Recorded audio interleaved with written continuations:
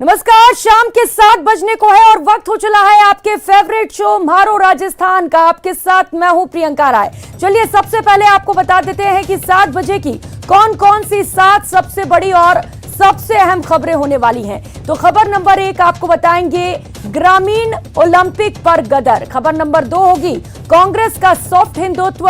खबर नंबर 3 आपको बताएंगे आहूजा की बड़ी मुश्किलें। खबर नंबर 4 होगी राजधानी में काला खेल। खबर नंबर 5 बताएंगे जालौर पर जंग जारी। इसके साथ ही नजर रहेगी कंपनी की एक ऐसा दादागिरी खबर पर और सतपाल की शहादत को सलाम भी करेंगे।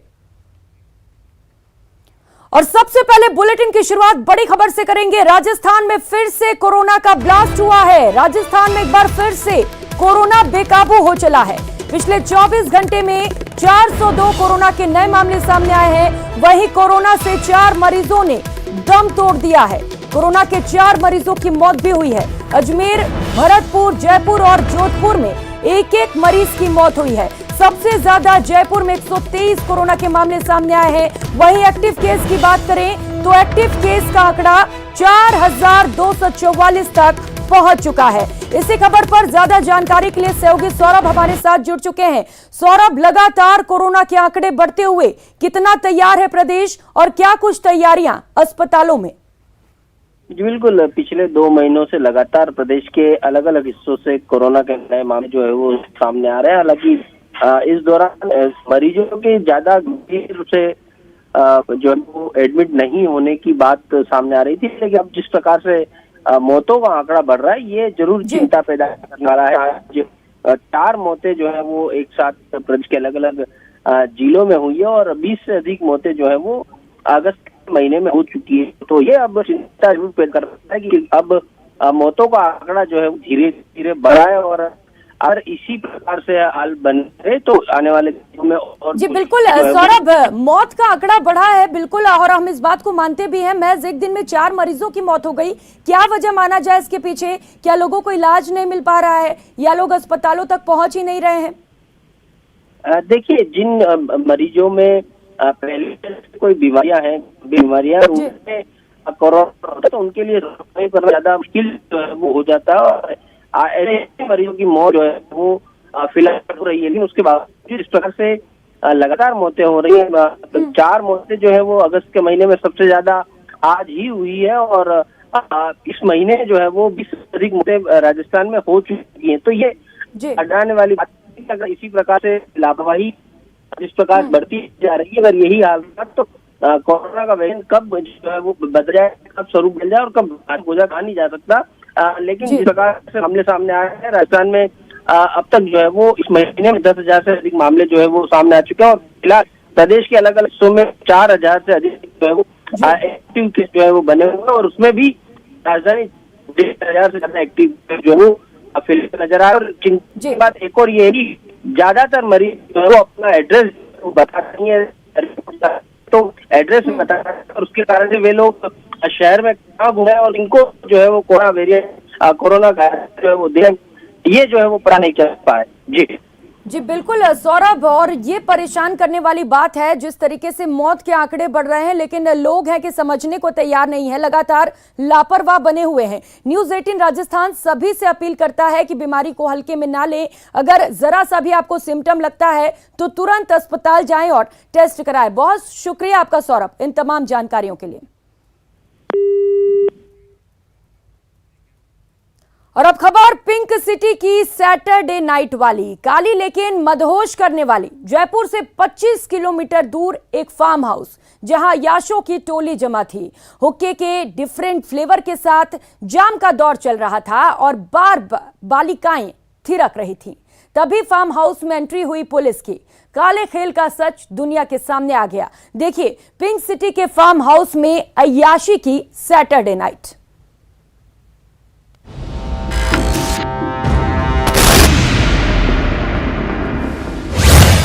13 बालाओं संग शराब और जुए की डोज। पुलिस की रेड, अय्याशी का खुलासा। फार्म हाउस की सैटरडे नाइट।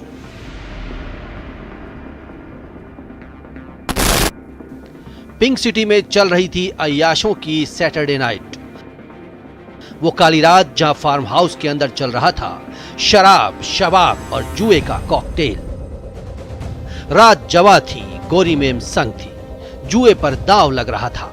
फ्लोर पर संगीत के संग मौजूद थीं बार बालाएं। लेकिन तभी हुई पुलिस की एंट्री और काली रात की सारी सच्चाई दुनिया के सामने आ गई।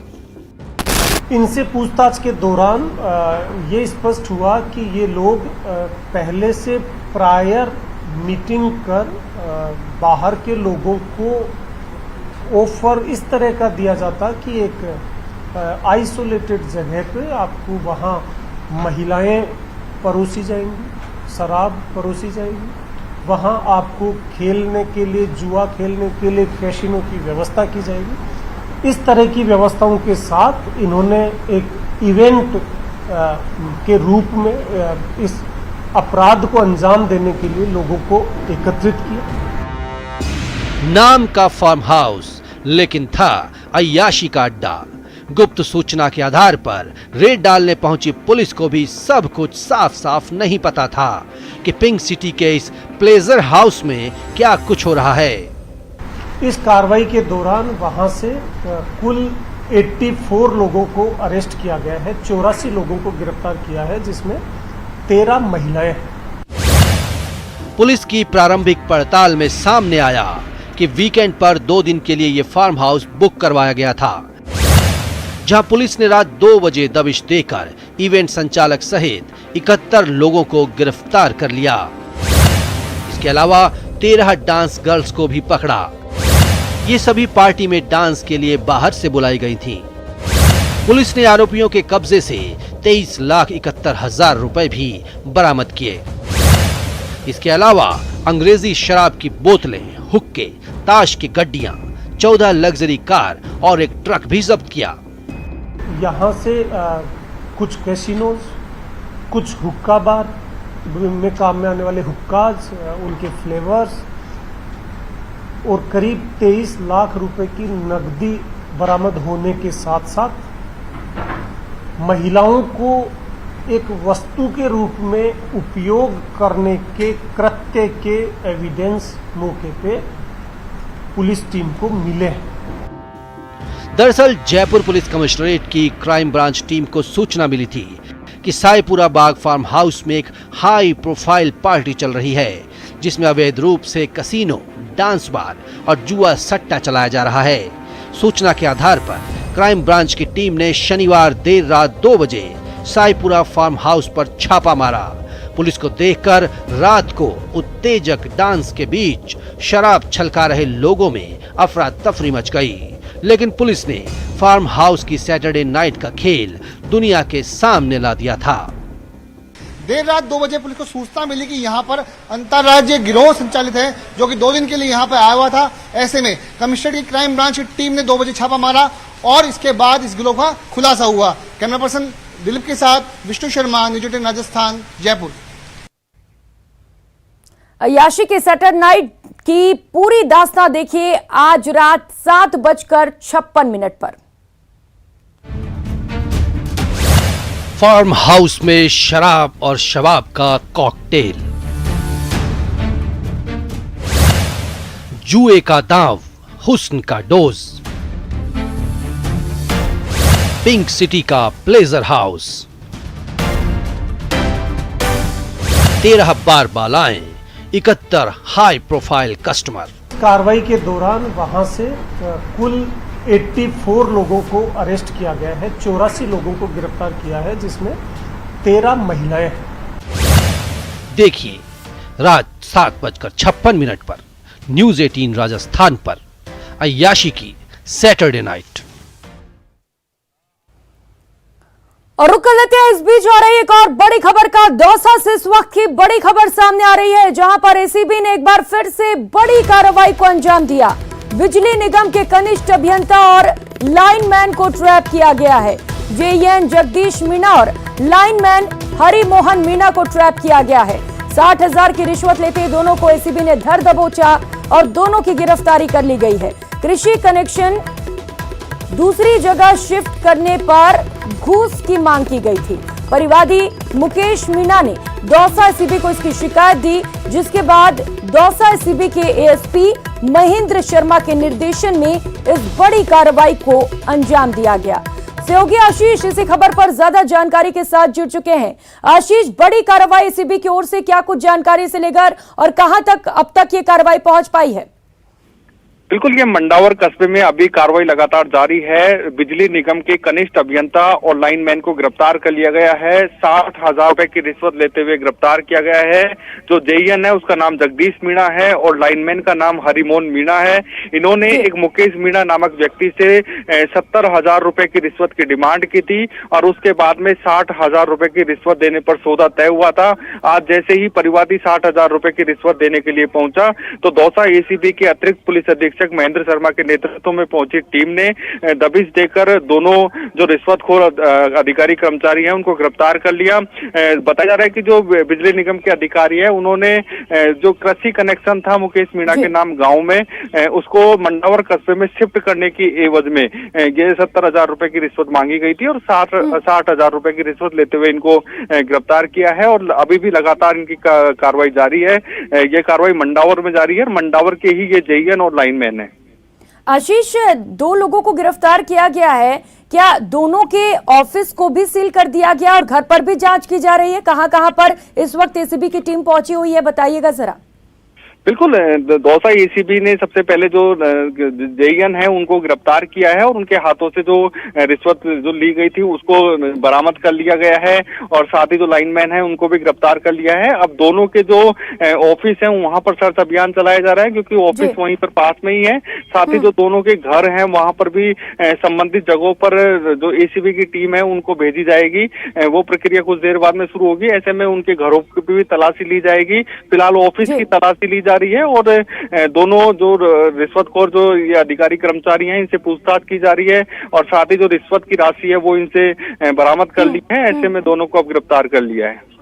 जी आशीष, बिल्कुल बड़ी कार्रवाई है सीबी की ओर से। 2 लोगों को फिलहाल गिरफ्तार किया गया है। आशीष, क्या लग रहा है और भी तार जुड़े हो सकते हैं मामले पर, और भी लोगों की गिरफ्तारियां हो सकती हैं? क्या पूछताछ की जा रही है दोनों लोगों से? बिल्कुल, निश्चित रूप से दोनों से पूछताछ की जा रही है और बिजली निगम में इस तरह का भ्रष्टाचार का खेल आम बात है। यहाँ पर जो भी काम होते हैं उसमें रिश्वत की डिमांड की जाती है। ऐसे में जो मुकेश मीणा नाम का जो परिवादी है, जो व्यक्ति है, उससे भी इसी तरह रिश्वत की डिमांड की गई थी। जो एग्रीकल्चर का जो कनेक्शन था, कृषि कनेक्शन, उसको मंडावर कस्बे में शिफ्ट करने के लिए इसने गुजारिश की थी और उस गुजारिश के बाद में जो दोनों अधिकारी कर्मचारी हैं इन्होंने 70,000 रुपए मांगे इस काम के लिए और उसके बाद में जब ठीक है, बिल्कुल आशीष, और अब एसीबी की टीम पूछताछ भी कर रही है। लगातार आपसे अपडेट्स भी लेते रहेंगे। बहुत शुक्रिया आपका इन तमाम जानकारियों के लिए।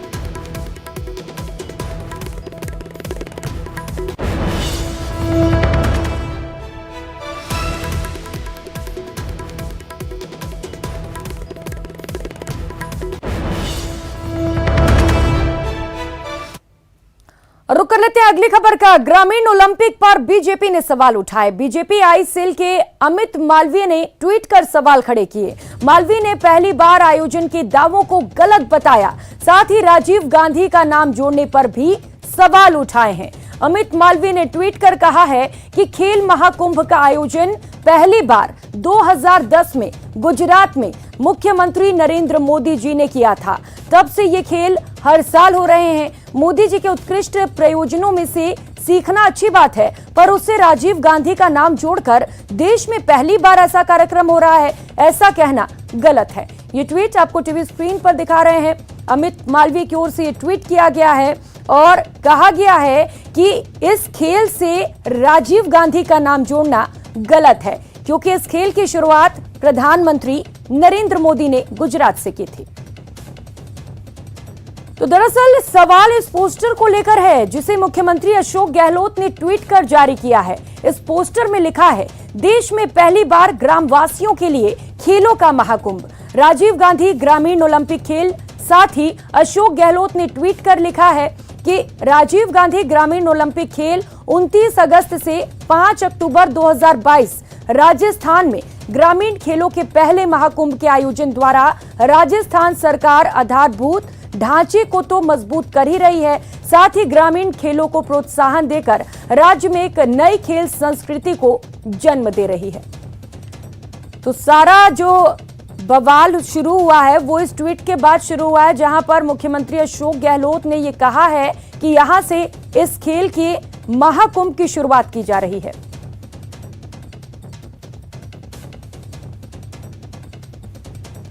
तो वहीं से लेकर बीजेपी सांसद राज्यवर्धन सिंह राठौड़ ने भी राज्य सरकार पर हमला बोला। ग्रामीण ओलंपिक खेल में राजीव गांधी नाम जोड़ने पर उन्होंने भी आपत्ति जताई। और कांग्रेस जब खेल कराती है, फिर आप जानते हैं कि 2010 में कॉमनवेल्थ गेम्स में क्या खेल हुआ था, वैसा खेल ना हो जाए यहाँ पर। अब जो पार्टी इस बात से गर्व करती है कि हम तो गांधी परिवार के गुलाम हैं, तो उनसे तो ज्यादा उम्मीद करी भी नहीं जा सकती। ये सवाल मुझसे क्यों कर रहे हो, उनसे करिए।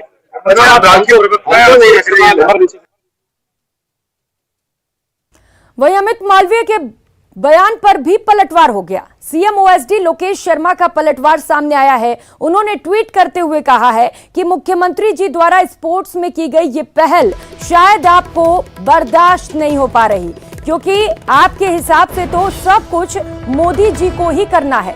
अमित मालवीय की बयान पर उन्होंने कहा है कि अमित मालवीय, आपका भाषा ज्ञान इतना कमजोर है कि ये भी नहीं पता कि भारत में किसी भी विशाल आयोजन को कुंभ या महाकुंभ की उपमा दी जाती है। मालवीय ने राजीव गांधी ग्रामीण ओलंपिक खेल पर सवाल उठाए थे।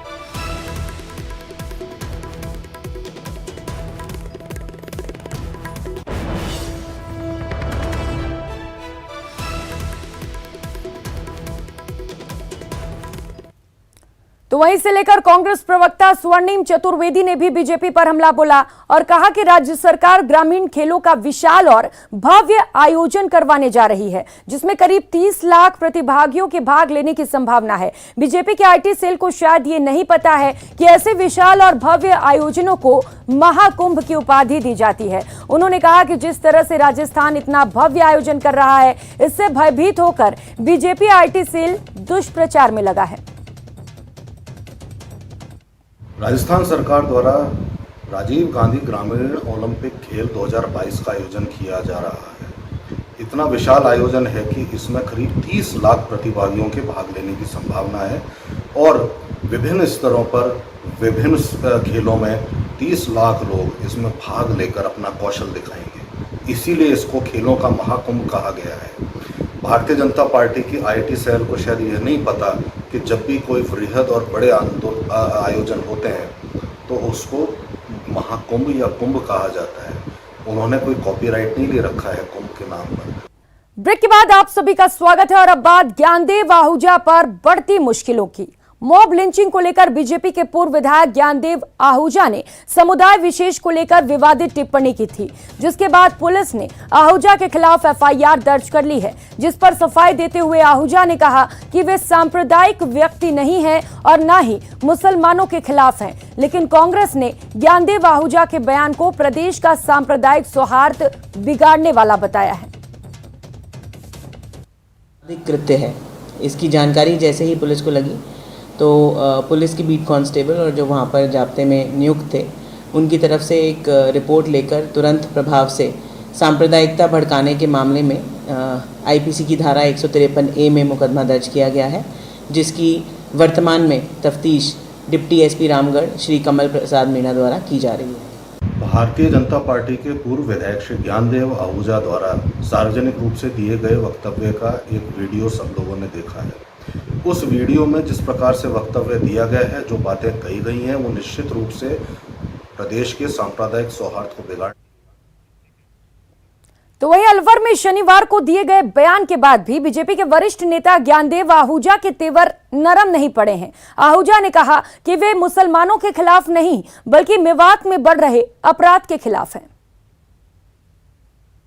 मेवात में चल रहा अपराध वृत्ति, सिंथेटिक दूध, सिंथेटिक पनीर, गौकशी, गौ तस्करी, साइबर क्राइम और उससे आगे बढ़कर के OLX पे लूट, बैंक और ATM की लूट और हिंदू बहन बेटियों के साथ छेड़खानी, बलात्कार, जबरन लव जिहाद। मैं इस अपराधों के खिलाफ हूँ और अपराधों के खिलाफ हूँ और अपराधों के खिलाफ रहूँगा। मैं सही बात और सच्ची बात कहता हूँ। तो आप पत्रकार ज्ञानदेव आहूजा विवादों में, ज्ञानदेव आहूजा ने फिर खड़ा किया विवाद, उनमें कुछ मुसलमान सारे मुसलमान नहीं, सारे मेव नहीं, कुछ मुसलमान जो अपराध प्रवृत्ति के हैं उनके खिलाफ मैं लगातार आवाज़ उठाता रहा हूँ। विधानसभा में रहा तब भी आपने देखा मैं उठाता था और अब भी उठाता हूँ। उधर एक दिन के दौरे पर भीलवाड़ा पहुंचे केंद्रीय मंत्री अर्जुन राम मेघवाल ने करवा चौथ की संस्कृति को अंधविश्वास बताने वाले कांग्रेस मंत्री गोविंद राम मेघवाल पर जमकर निशाना साधा और मॉब लिंचिंग की अधिकतर घटनाएं कांग्रेस राज में होने का दावा किया। हमारे संवाददाता राहुल कौशिक ने उनसे खास बातचीत की। मंत्री अर्जुन राम मेघवाल एक दिवसीय दौरे भीलवाड़ा पे आए हैं। भीलवाड़ा ट्रेड फेडरेशन के प्रोग्राम में भी इन्होंने सम्मिलित हुए और उसके बाद भाजपा कार्यालय में कार्यकर्ताओं की मीटिंग भी ली। हमारे साथ अर्जुन राम मेघवाल है, आइए उनसे बात करते हैं। सर, सरकार के मंत्री गोविंद राम मेघवाल ने एक स्टेटमेंट दिया है कि चीन और अमेरिका की महिलाएं विज्ञान के माध्यम से आगे बढ़ती जा रही है, वहीं भारतीय महिला करवा चौथ कर रही है, छतों पर जाके छलनी से चांद देख रही है और उन्होंने कंपेयर करते हुए उनको कमज़ोर बताया। सर देखिए, मैंने अभी आपको जिक्र किया कि भारतीय संस्कृति को बदनाम करने का किसी को कोई हक और अधिकार नहीं है। हमें भारतीय संस्कृति को प्रमोट करना चाहिए। ऐसी कोई भी बयान आता है तो निश्चित रूप से वो बयान निंदनीय है और अशोक गहलोत जी को संज्ञान में लेना चाहिए इस बयान को। सर, एक और सर प्रसादी लाल मीणा हैं जो कि चिकित्सा मंत्री है, उन्होंने कहा है कि झालोर की घटना के लिए भाजपा जिम्मेदार है, तभी उनके जो नेता है या जो भी पदाधिकारी हैं उसके बारे में आलोचना नहीं कर रहे हैं और उन्होंने यहाँ तक भी कह दिया कि राजस्थान का लॉ एंड ऑर्डर नहीं बिगड़ा हुआ है, भाजपा का लॉ एंड ऑर्डर बिगड़ा हुआ है। देखिए, उन्होंने क्या कहा वो तो वो जाने, वो देखते नहीं होंगे, शायद उनको जानकारी भी नहीं होगी। सबसे पहले ट्वीट किसके आए? हमारे प्रदेश अध्यक्ष जी, मेरा। आप देखिए, सबसे पहले आलोचना की हमने। ये समझ नहीं पा रहे हैं शायद, क्योंकि SC/ST का जो आधार था कांग्रेस का वो भी खिसकता जा रहा है ना। ये कोई साधारण घटना तो थी नहीं जालोर वाली। जब जनाधार खिसकता है तो ऐसे अनर्गल दूसरे तरह का आरोप लगाने का प्रयास करते हैं कांग्रेस के लोगों की। ये चाल होती है। लेकिन मैं इस घटना के बाद देख रहा हूँ कि अनुसूचित जाति वर्ग भी कांग्रेस से छिटक रहा है। सर, एक आखिरी सवाल सर, गोविंदगढ़ में हुई मॉब लिंचिंग में भाजपा के नेता ज्ञानदेव ओझा चिरंजी के घर पे बैठने गए थे, उन्होंने वहाँ पे एक विवादित बयान दिया था। सर, आज उनके खिलाफ FIR दर्ज हो गई धार्मिक भावना भड़काने के लिए। सर देखिए, मॉब लिंचिंग की घटना आप देखेंगे, अब ये कांग्रेस शासन में इतनी क्यों बढ़ गई? मैं फिर वही कह रहा हूँ कि कानून व्यवस्था बिगड़ी हुई है। और जहाँ तक ज्ञानदेव आहूजा के स्टेटमेंट का सवाल है, पार्टी के वो संज्ञान में है और हमारी कई पार्टी के नेताओं से बात हुई है और हमारे वो ध्यान में भी है। ये थे हमारे साथ केंद्रीय मंत्री अर्जुन राम मेघवाल, जिन्होंने कहा कि मॉब लिंचिंग घटनाएं कांग्रेस में के राज में ज़्यादा बड़ी है और ज्ञानदेव आहूजा के जो विवादित बयान उस पर उन्होंने कहा कि वो हमारे संज्ञान में है, पार्टी के संज्ञान में है। वीडियो जर्नलिस्ट अंकुर के साथ राहुल कौशिक, न्यूज़ 18 भीलवाड़ा।